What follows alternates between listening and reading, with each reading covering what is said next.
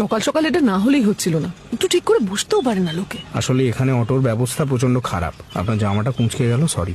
আপনি কি বাংলায় কথা বললেন এক্ষুনি? আর কেউ এখানে বাংলা বলতে পারে বলে তো মনে হচ্ছে না। আরে এটা সকালের অটোর ছেলেটা না? আপনি এখানে কাজ করেন? দেখছেন তো দুনিয়াটা কত ছোট। Yes, how may I help you? কি হলো ব্যাপারটা? ছেলেটা কি ইগনোর করছে? ঝড় উঠেছে, উফ, এটারই তো অপেক্ষায় ছিলাম। আরে এগিয়ে গেলে হবে, ফিরে তাকাতে হবে তো নাকি? হ্যাঁ, ও আপনি রাস্তার মাঝখানে চলে গেছিলেন, আপনার কি কোনো হুঁশ নেই? আই এম ভেরি সরি, আমার অন্যমনস্কতার জন্য আপনাকে ব্যস্ত হতে হলো। এরকম অন্যমনস্ক হলে চলবে পিহু? আপনি তো আমাকে সেদিনকে চিনতেই পারলেন না, আমার নাম জানলেন কি করে? সেই দিন যখন আপনার ল্যাপটপটা দেখছিলাম, লগ ইন করার সময় আপনার নামটা খেয়াল করেছিলাম। এই আপনার নামটাই তো জানা হয়নি আমার। আমি নৈরিত। ভালোই কাটছিল অফিসের দিনগুলো।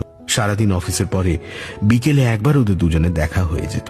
তারই মধ্যে হঠাৎ একদিন, Pihu, can you please come to my cabin? Yes sir. Congratulations, you're going to California.